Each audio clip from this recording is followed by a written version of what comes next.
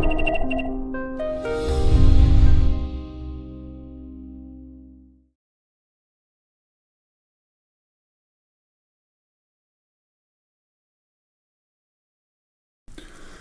let us dive quickly into the order flow basics. So order flow, the order book itself, not just candle, not just price. We really want to dive into the order flow itself, and that is in the order book. But what are the basics of order book trading? There are traders, there are order book or order flow scalpers that only look at the order book. They don't need price action. They only look at the market orders matching the limit order, seeing big orders, seeing spoofing.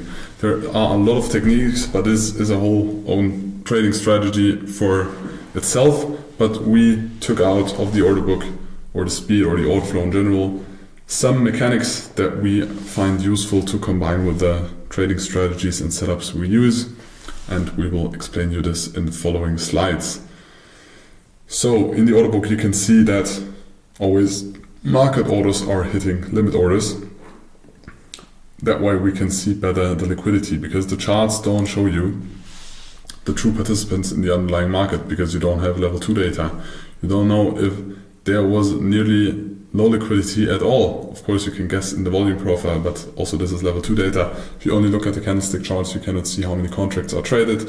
Do we have finished auctions at the highs and lows? How many contracts are traded? Do we have a price move to the upside, but less and less liquidity? All of those information you will get from level 2 data and a footprint or an order book. Most chart trading strategies deal with oscillators, and they lag behind because in the current price all information of all market participants is implemented, and when you now market orders enters, this is the newest information you can get. And if you use an oscillator, moving average, whatever, it also, like the newest information, the current price move or the tick higher or lower, there's no implementation of how many contracts there were, how many contracts it needed so the market moved one tick. An oscillator, even just the last tick or price movement, is just one small part of numbers, because it is an average over a lot of numbers, all of these oscillators. So it is the most raw data, and we take this in account for entry because we want the current information to have an influence on our trading decisions or trading positions, and not the past data. So charts do not show you the intent of the underlying market and not the true activity, either if you have less liquidity and the market's moving faster, or if you just have a lot of dominance of bulls or bears and that why the market's moving. Could be both, can be a mix, and you see this with level 2 data. And charts distinguish the true strength behind the building blocks. So how much power is really behind the move, you see it with volume data, footprint chart, or the order book itself.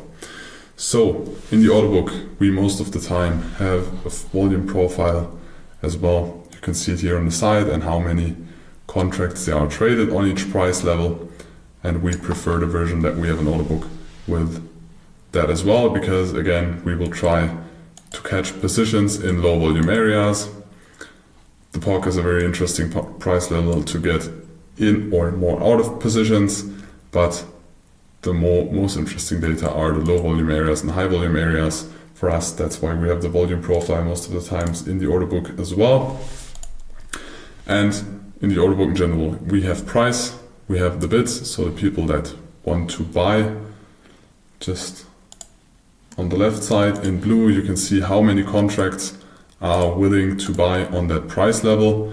Then we have the offer. The offer is how many people above the current price want to sell at a specific price. 117 contracts over there. I wanted to choose red. 117 contracts over there, for example. We just, in this example, had the setting that we only see, most likely it's going to be 20 ticks of volume data, and we see the asks or the offer on this as well, but we don't give them that much relevance. I think it's the S&P 500, yes, ES, trade on the CME, because the data directly above and below the price are the most relevant, and you can also see where there is a lot of interest to trade or less interest to trade. But there is a lot of things going on in the order book than just the limit orders, because there are always market sell orders. We can see them here on the left side. So when price was at this price level, we can see how many orders there have, or market orders there have been sold, and we can see how many orders there have been bought the last time the price has been at this level. For example, on this place you can see that there is a 214 lot accumulated market order short.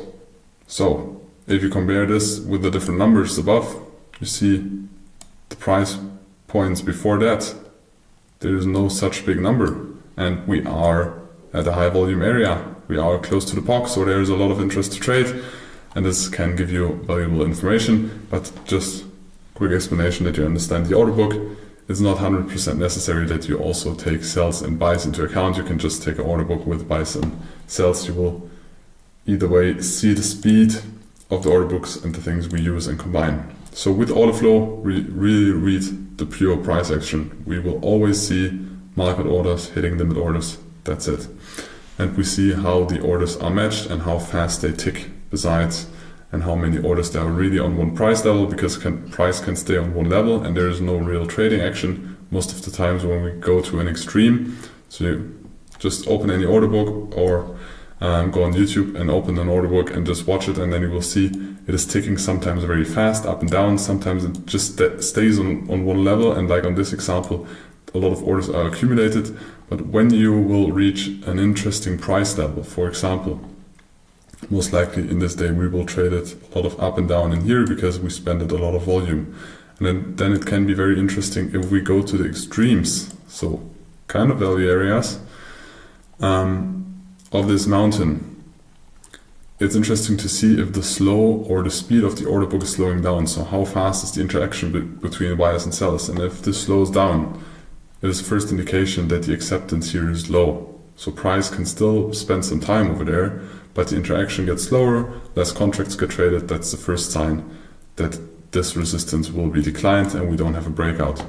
If we get closer and closer to the breakout area or low volume area, and the speed continues or even gets faster, so you have a lot of ticks, a lot of contracts traded, then the likelihood of a breakout is higher than when it gets slower. So, but this always needs to put in context. There are no fixed numbers we can give you where we say this is fast and this is slow. It depends on the asset, it depends on the market phase, it depends on the time of the day you trade. The opening, for example, is way faster than if you trade 1 hour after the opening. So there is no universal speed. But when you look at a market, you will get a feeling for it. What's fast and what's slow, and also what's a big order, what's a big accumulation and not. So it gives us a clue about in which direction the market will go and which direction or on what price levels there is market acceptance, because the market always looks for liquidity. The big players need liquidity. And so on the left side, as I explained, you have the limit orders that want to be sold, and you have limit orders on the other side that want to be bought, and we have market orders in the middle.